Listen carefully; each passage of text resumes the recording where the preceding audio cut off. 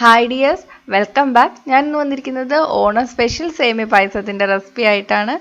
ഇത് അമ്മ തയ്യാറാക്കുന്ന റെസിപ്പിയാണ്. നല്ല ടേസ്റ്റാണ്.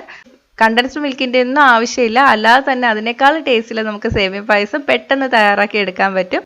അധികം ചേരുവകളുടെ ആവശ്യമില്ല. അപ്പോൾ നമുക്ക് റെസിപ്പി എങ്ങനെയാണെന്ന് നോക്കാം. ആദ്യം നമുക്ക് ചവ്വരി വേവിച്ചെടുക്കാം. അതിന് വേണ്ടിയിട്ട് ഞാൻ കുറച്ച് വെള്ളം എടുത്തു വെച്ചിട്ടുണ്ട്. ഇത് നമുക്കൊന്ന് ചൂടാക്കി എടുക്കാം. ഞാനിവിടെ 1/2 കപ്പ് ചവ്വരി വെള്ളത്തിലിട്ട് കുതിർത്തി വെച്ചിട്ടുണ്ട്.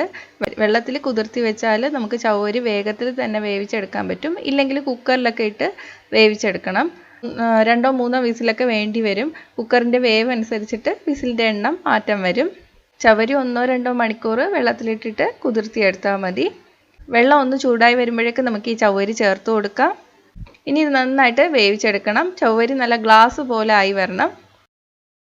നല്ല ട്രാൻസ്പെറൻ്റ് ആയിട്ട് നന്നായിട്ട് വെന്ത് വന്നിട്ടുണ്ട്. ഇതുപോലെ വേണം വേവിച്ചെടുക്കാൻ. ഇനി നമുക്ക് തീ ഓഫ് ചെയ്യാം. ഇനി നമ്മളിത് മൊത്തത്തിൽ പായസത്തിൽ ചേർക്കില്ല. ഇതിലെ ഈ വെള്ളം നമുക്ക് കളയാം. എന്നിട്ട് ചവ്വരി മാത്രം എടുത്താൽ മതി. ഒരു അരിപ്പയിലോട്ട് ഒഴിച്ചതിന് ശേഷം മാറ്റി വയ്ക്കാം. മൊത്തത്തിൽ ചേർത്താൽ പായസം നല്ല കട്ടിയായി പോവും. ഇനി ഒരു പാൻ എടുക്കാം. ഞാനിപ്പോൾ നോൺ സ്റ്റിക്ക് പാനാണ് എടുത്തിരിക്കുന്നത്. നോൺ സ്റ്റിക്ക് ഇല്ലെങ്കിൽ ചുവട് കട്ടിയുള്ള ഒരു പാത്രം എടുക്കുക. അടി പിടിക്കാതിരിക്കാൻ വേണ്ടിയിട്ടാണ്. നോൺ സ്റ്റിക്ക് ഉണ്ടെങ്കിൽ അതാണ് ഏറ്റവും നല്ലത്. ഇനി നമുക്ക് ഇതിലോട്ട് 2.5 ടേബിൾ സ്പൂൺ നെയ്യ് ചേർത്ത് കൊടുക്കാം. നെയ്യ് ചൂടായിട്ട് വരണം. നെയ്യ് ചൂടായിട്ടുണ്ട്. ആദ്യം നമുക്ക് അണ്ടിപ്പരിപ്പും മുന്തിരിയൊക്കെ വറുത്തെടുക്കാം. അണ്ടിപ്പരിപ്പിനും മുന്തിരിക്കും അളവൊന്നുമില്ല. നമ്മുടെ ഇഷ്ടത്തിനനുസരിച്ചിട്ട് ചേർക്കാം. ഞാനിപ്പോൾ 1 പിടി അണ്ടിപ്പരിപ്പാണ് ചേർത്തിരിക്കുന്നത്. ഒന്ന് നിറം മാറി വരുന്നവരെ വറുത്തെടുക്കാം. തീ സിമ്മിലാണ് ഇട്ടിരിക്കുന്നത്. അണ്ടിപ്പരിപ്പ് റെഡി ആയിട്ടുണ്ട്. നമുക്ക് കോരി മാറ്റാം. ഇനി ഇതിലോട്ട് നമുക്ക് ഉണക്കമുന്തിരി ഇട്ട് കൊടുക്കാം. ഞാനിപ്പോൾ 1 പിടി മുന്തിരിയാണ് ചേർത്തത്. മുന്തിരിയും പൊങ്ങി വന്നിട്ടുണ്ട്. ഇനി നമുക്കിത് കോരി മാറ്റാം. തീ ഒന്ന് ഓഫ് ചെയ്യാം. ഇനി ഇതിലോട്ട് നമുക്ക് 1 കപ്പ് സേമിയ ചേർത്ത് കൊടുക്കാം.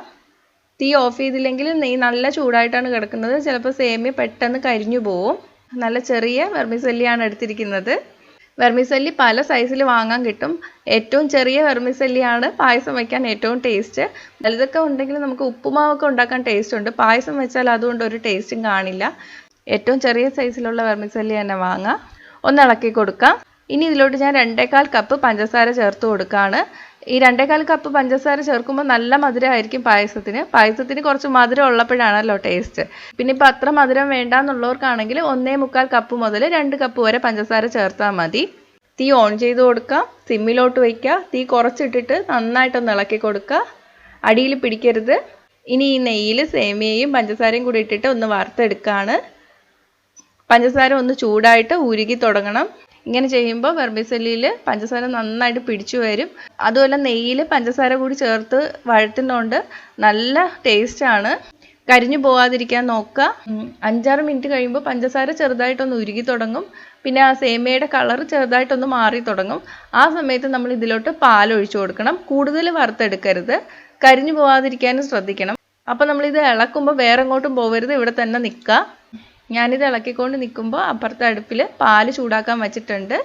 അപ്പോൾ ചൂട് പാല് നമുക്ക് ഇതിലോട്ട് ഒഴിച്ചു കൊടുക്കാം. 2 ലിറ്റർ പാലാണ് ഇതിലോട്ട് ഒഴിച്ചു കൊടുക്കുന്നത്. പാല് ചൂടോടെ തന്നെ ഒഴിച്ചു കൊടുക്കണം.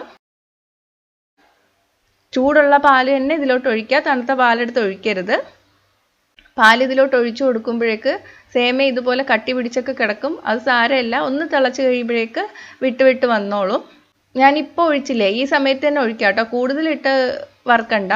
ഇനി ഈ പാല് തിളച്ചു വരെയും ചെയ്യണം. സേമിയ നന്നായിട്ട് വെന്ത് വരെയും ചെയ്യണം. ഇപ്പോൾ ഒരു 15 മിനിറ്റ് കഴിഞ്ഞിട്ടുണ്ട്. സേമിയൊക്കെ ഏകദേശം വെന്ത് തുടങ്ങിയിട്ടുണ്ട്. ഇനി നമുക്കിതിലോട്ട് 5 ഏലക്ക ഒന്ന് ചതച്ച് ചേർത്ത് കൊടുക്കാം. നെയ്യ് തെളിഞ്ഞു തുടങ്ങിയിട്ടുണ്ട്. ഇനി നമുക്കിതിലോട്ട് പാൽപ്പൊടി ചേർത്ത് കൊടുക്കാം. ഇത് ഓപ്ഷണലാണ്. ഉണ്ടെങ്കിൽ മാത്രം ചേർത്താൽ മതി.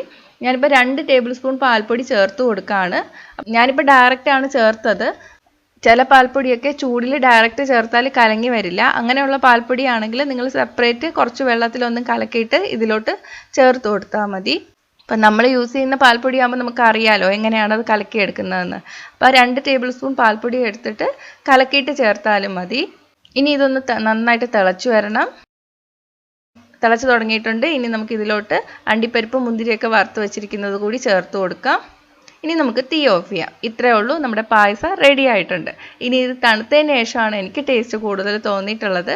അപ്പോൾ ചിലപ്പോൾ ഇത് കുറച്ച് കട്ടിയാവാൻ ചാൻസ് ഉണ്ട്. അപ്പോൾ അങ്ങനെയാണെങ്കിൽ നിങ്ങൾക്ക് ഒരു 1/2 കപ്പ് പാലും കൂടി ചൂടാക്കി ഇതിലോട്ട് ചേർത്ത് കൊടുത്താൽ മതി. അപ്പോൾ അതാ നമ്മുടെ പായസം റെഡി ആയിട്ടുണ്ട്. അടിപൊളി ടേസ്റ്റാണ്. മിൽക്ക് മെയ്ഡ് ഒന്നും ചേർക്കാതെ തന്നെ അതിനേക്കാളും ടേസ്റ്റി ആയിട്ടുള്ള പായസം നമുക്ക് വീട്ടിൽ തയ്യാറാക്കി എടുക്കാൻ പറ്റും.